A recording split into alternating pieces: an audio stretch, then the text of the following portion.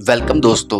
आजकल social media पर एक बात बहुत सुनने को मिलती है। 2014 के बाद भारत का एजुकेशन सिस्टम पूरी तरह बर्बाद हो गया। कोई कहता है बच्चों का भविष्य खत्म हो गया, कोई कहता है अब पढ़ाई का कोई मतलब नहीं रहा। लेकिन रुको, अगर कोई चीज बर्बाद होती है तो उसके सबूत भी तो होने चाहिए। इसलिए आज हम ना किसी नेता की बात मानेंगे ना किसी पार्टी की। आज फैसला करेगा सिर्फ डेटा। और अगर बीच में आपको लगे कि मैं गलत हूँ तो वीडियो रोककर आंकड़े खुद भी देख सकते हैं आप। पहला सवाल, अगर शिक्षा बर्बाद हुई तो सबसे पहले स्कूलों की हालत खराब होनी चाहिए थी। लेकिन डेटा कुछ और ही कहानी बताता है। देश के सिर्फ 53% स्कूलों में बिजली थी। मतलब अगर 100 स्कूल हो तो सिर्फ उनमें से 53 में ही बिजली होती थी। और आज करीब 92% स्कूलों में बिजली पहुंच चुकी है। यानी अब 100 में से 92 स्कूलों में बिजली है। अब दूसरा डेटा देखिए, 2014 में सिर्फ 7% स्कूलों में इंटरनेट था। आज ये आंकड़ा 50% से ज्यादा हो चुका है। मतलब बच्चों तक ऑनलाइन पढ़ाई पहुंचाने की क्षमता पहले से कहीं ज्यादा बढ़ गई है। सिर्फ यही नहीं, लड़कियों के लिए अलग शौचालय, पीने का पानी और दूसरी बुनियादी सुविधाओं में भी सुधार हुआ है।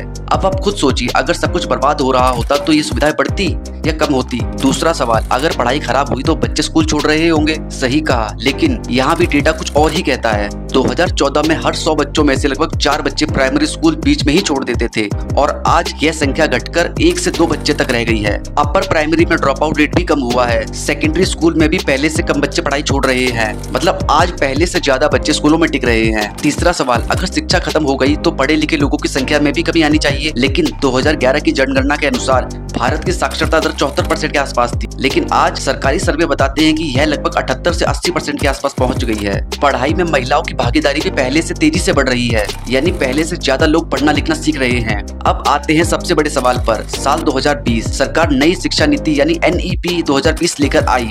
अब कुछ लोग इसे अच्छा मानते हैं, कुछ लोग इसकी आलोचना करते हैं। लेकिन पहले देखते हैं इसमें बदला क्या। पुराना सिस्टम था 10+2, अब नया ढांचा है 5+3+3+4। छोटे बच्चों की शुरुआती पढ़ाई पर ज्यादा ध्यान दिया गया। कोडिंग जैसी चीजें धीरे धीरे स्कूल तक लाई गई। स्किल लर्निंग पर जोर दिया गया। मल्टीपल एंट्री और एग्जिट का विकल्प दिया गया। एकेडमिक बैंक ऑफ क्रेडिट शुरू किया गया, ताकि अगर कोई छात्र बीच में पढ़ाई छोड़ दे तो बाद में वहीं से दोबारा शुरू कर सके।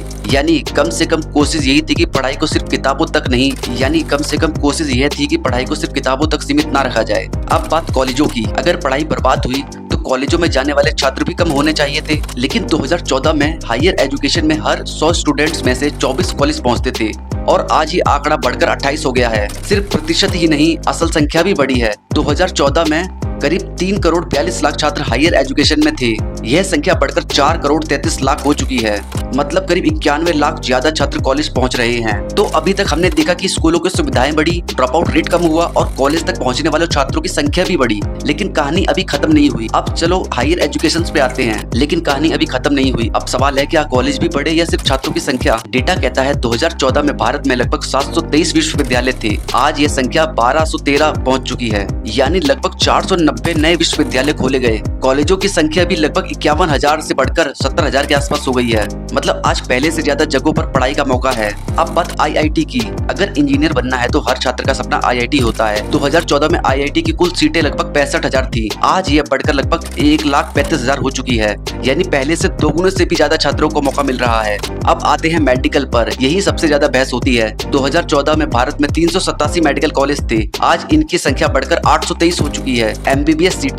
MBBS सीटें भी बढ़कर 51,000 से 1,29,000 के आसपास हो गई हैं। पोस्ट ग्रेजुएट यानी MD और MS सीटें भी लगभग 31,000 से बढ़कर 74,000 तक पहुंच गई हैं। सुनने में तो लगता है अब डॉक्टर बनना आसान हो गया होगा, लेकिन यही सबसे बड़ा ट्विस्ट है। 2014 में मेडिकल एंट्रेंस एग्जाम की परीक्षा देने वाले लगभग 5,80,000 छात्र थे। आज वह संख्या 22,70,000 के आसपास पहुंच गई है। यानी सीटें तो बढ़ी, लेकिन डॉक्टर बनने का सपना देखने वाले की संख्या उससे भी तेजी से बढ़ गई। इसलिए प्रतियोगिता आज भी बहुत कठिन है। अब एक खुशखबरी, पहले कॉलेजों में लड़कों की संख्या ज्यादा होती थी, लेकिन अब हायर एजुकेशन में लड़कियां लड़कों से ज्यादा संख्या में पढ़ रही हैं। यानी कॉलेजों में आज के समय में ज्यादा लड़कियां पढ़ती हैं लड़कों से। यह पिछले कुछ वर्षों का सबसे बड़ा बदलाव है। अब बात स्किल इंडिया की। पहले अक्सर शिकायत होती थी डिग्री तो मिल गई लेकिन नौकरी के लायक स्किल नहीं मिली। इसी सोच के साथ स्किल इंडिया मिशन शुरू किया गया। इसके तहत 1 करोड़ 65 लाख से ज्यादा युवाओं को अलग अलग कौशल की ट्रेनिंग दी गई। आज AI, रोबोटिक्स, ड्रोन, सेमीकंडक्टर जैसी नई तकनीकों की पढ़ाई भी धीरे धीरे बढ़ रही है। अब डिजिटल एजुकेशन। पहले मार्कशीट खो जाए तो महीनों चक्कर लगते थे।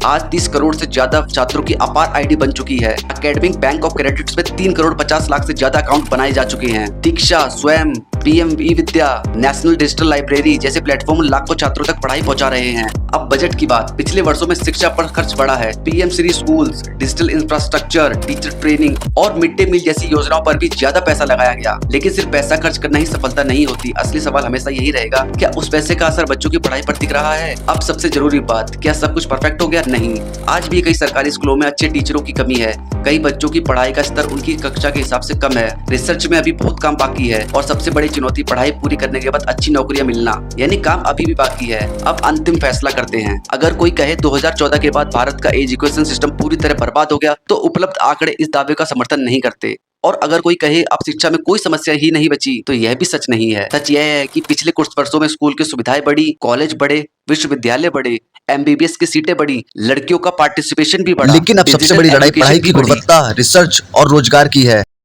इसलिए राय बनाइए मगर डेटा देखकर, क्योंकि नारे कुछ सेकंड तक टिकते हैं और डेटा हमेशा सच